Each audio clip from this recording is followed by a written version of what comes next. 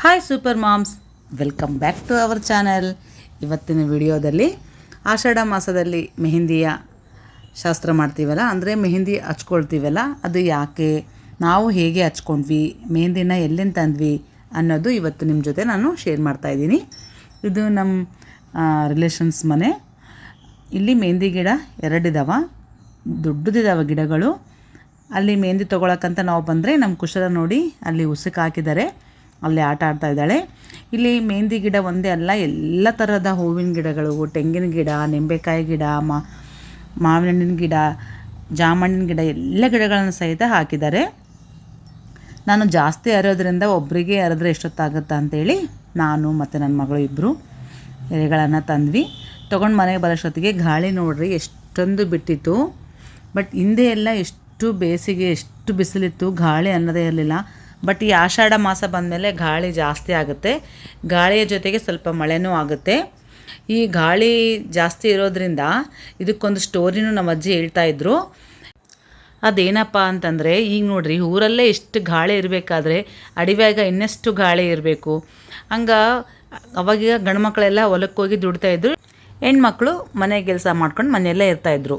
ಈ ಹೊಲದ ಕೆಲಸ ಮುಗಿಸ್ಕೊಂಡು ಬರಬೇಕಾದ್ರೆ ಒಂದು ಮೇವು ಏನಾದರೂ ಹೊತ್ಕೊಂಡು ಬರೋರು, ಯಾಕಂದರೆ ಮನೆಯಲ್ಲಿ ಅವಾಗ ಆಕಳ ಕರು ಎಲ್ಲ ಇರ್ತಿದ್ವಲ್ಲ.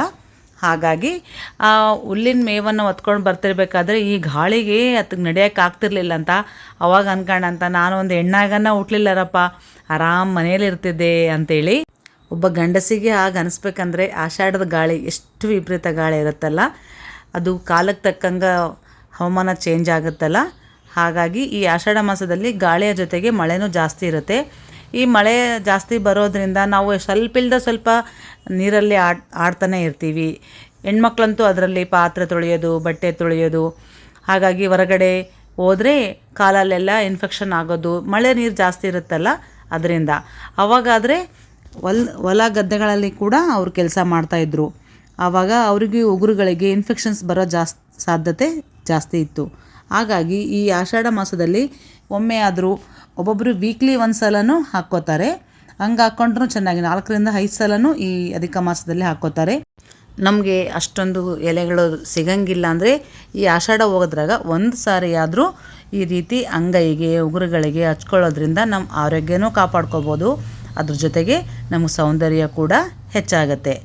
ಈ ಅಂಗೈಯಲ್ಲೇ ಯಾಕೆ ಹಚ್ಕೋಬೇಕು, ಉಗುರುಗಳಿಗೆ ಯಾಕೆ ಹಚ್ಕೋಬೇಕು, ಈ ಆಷಾಢ ಮಾಸದಲ್ಲೇ ಈ ಮೆಹಂದಿನ ಯಾಕೆ ಹಚ್ಕೋಬೇಕು ಅನ್ನೋದು ಒಂದು ವಿಡಿಯೋ ಮಾಡಿ ಅಪ್ಲೋಡ್ ಮಾಡಿದ್ದೀನಿ. ಆ ವಿಡಿಯೋ ಲಿಂಕ್ ಇದ್ರ ಕೆಳಗಡೆ ಕೊಟ್ಟಿರ್ತೀನಿ. ನೀವು ನನ್ನ ವಿಡಿಯೋದೊಳಗೆ ಹೋಗಿ ಆ ವಿಡಿಯೋನ ನೋಡಿ ಅದ್ರ ಬಗ್ಗೆ ಮಾಹಿತಿ ತಿಳ್ಕೊಳ್ಳಿ. ಇನ್ನು ಕೆಲವರಿಗೆ ಈ ಆಷಾಢ ಮಾಸ ಬಂತಂದರೆ ಇದು ಕೆಟ್ಟ ಮಾಸ, ಅಂದರೆ ಇಲ್ಲಿ ಈ ಮಾಸದಲ್ಲಿ ಯಾವುದೇ ರೀತಿಯ ಫಂಕ್ಷನ್ಸ್ ನಡೆಯೋಂಗಿಲ್ಲ, ಶುಭ ಕಾರ್ಯಗಳು ಮಾಡೋದಿಲ್ಲ ಅಂತ ಒಂದು ಅನಿಸಿಕೆ ಇದೆ ಭಾಳ ಜನರ ಹತ್ರ. ಬಟ್ ಅದು ಶುದ್ಧ ತಪ್ಪು. ಯಾಕಂದರೆ ಈ ಥರ ಯಾವುದೇ ಶಾಸ್ತ್ರಗಳಲ್ಲಿ ಕೂಡ ಉಲ್ಲೇಖ ಮಾಡಿಲ್ಲ. ಯಾಕೆ ಈಗ ಆಷಾಢದಲ್ಲಿ ಮಾಡೋದಿಲ್ಲ ಅಂದರೆ ಅದಕ್ಕೆ ರೀಸನ್ ಇಂದ ಬೇರೆಯೇ ಇತ್ತು.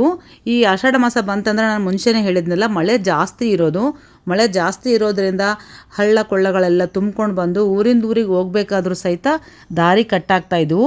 ಅದ್ರ ಜೊತೆಗೆ ಇವಾಗ ಮಳೆ ಬರೋದ್ರಿಂದ ಹೊಲದಲ್ಲಿ ಉಳೋದು ಜಾಸ್ತಿನೇ ಕೆಲಸ ಇರ್ತದಲ್ಲ, ಆ ಕೆಲಸ ಬಿಟ್ಟು ಮತ್ತು ಮಳೆ ಬರೋದ್ರಿಂದ ಊರಿಂದ ಊರಿಗೆ ಹೋಗೋಕ್ಕೆ ಅನುಕೂಲ ಆಗ್ಲಾರ್ದಕ್ಕೋಸ್ಕರ ಈ ಮಾಸಗಳಲ್ಲಿ ನಾವು ಯಾವುದೇ ಫಂಕ್ಷನ್ಸ್ ಮಾಡೋದೇ ಬೇಡ ಅಂಥೇಳಿ ಬಿಟ್ಟಿದ್ದಾರೆ ಹೊರತು ಇದು ಯಾವುದೇ ಕೆಟ್ಟ ಮಾಸ ಅಂತರೂ ಅಲ್ವೇ ಅಲ್ಲ. ಆಷಾಢ ಮಾಸ ಇನ್ನೂ ಒಂದು ಶುಭ ಮಾಸ ಅಂತಲೇ ಹೇಳ್ಬೋದು. ಈ ಮಾಸದಲ್ಲಿ ಭಾಳಷ್ಟು ಜನ ವ್ರತಗಳನ್ನು ಮಾಡ್ತಾರೆ, ಪೂಜೆ ಪುನಸ್ಕಾರಗಳನ್ನು ಮಾಡ್ತಾರೆ, ಲಕ್ಷ್ಮೀ ಪೂಜೆಗಳನ್ನ ಮಾಡ್ತಾರೆ, ಆಷಾಢ ಲಕ್ಷ್ಮಿ ಅಂತೇಳಿ. ಅದ್ರ ಜೊತೆಗೆ ಈಗ ಬರೋ ಹುಣ್ಣಿಮೆ ಕೂಡ ಗುರು ಪೌರ್ಣಿಮಾ ಅಂತ ಕರಿತೀವಿ. ಇದನ್ನು ತುಂಬ ವಿಶೇಷವಾದ ಹಬ್ಬ ಅಂತಲೇ ಹೇಳ್ಬೋದು. ಇಲ್ಲಿಂದ ನೋಡಿ ಚಾತುರ್ಮಾಸ ಪ್ರಾರಂಭವಾಗುತ್ತೆ. ಅದ್ರ ಜೊತೆಗೆ ಈ ಚಾತುರ್ಮಾಸ ವ್ರತ ಯಾರ್ಯಾರು ಮಾಡ್ತಾರಲ್ಲ ಅವರೆಲ್ಲ ಈ ಆಷಾಢ ಮಾಸದಿಂದಲೇ ಇಟ್ಕೊಳ್ಳೋದು. ಇಲ್ಲಿಂದಲೇ ನಮಗೆ ಎಲ್ಲ ಹಬ್ಬಗಳು ಸ್ಟಾರ್ಟ್ ಆಗೋದು. ಹಾಗಾಗಿ ಈ ಆಷಾಢ ಮಾಸ ಯಾವುದೇ ರೀತಿಯ ಕೆಟ್ಟ ಮಾಸ ಅಂತರೂ ಅಲ್ವೇ ಅಲ್ಲ.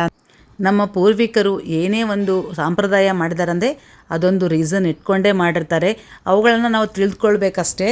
ಇವಾಗೆಲ್ಲ ಫಾಸ್ಟ್ ಜನ್ರೇಷನ್ ಆಗಿದೆಯಲ್ಲ, ಹಾಗಾಗಿ ಟೈಮ್ ಇರೋಂಗಿಲ್ಲ ಜನರಿಗೆ, ಕೋನ್ಗಳನ್ನ ತಂದು ಹಾಕ್ಕೊಂಡ್ಬಿಡ್ತೀವಿ.